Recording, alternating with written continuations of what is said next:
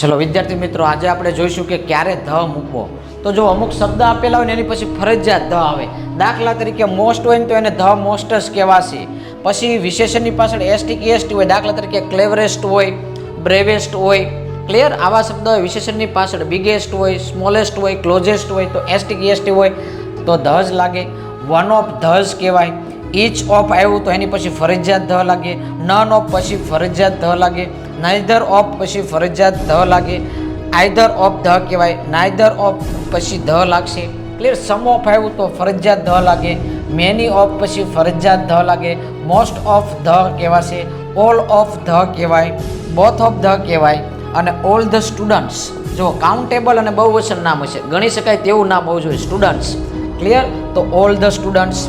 પછી બોયઝ તો both the boys. Clear? તો આ એવા શબ્દો છે કે જેની પછી ફરજિયાત ધ મુકાય છે.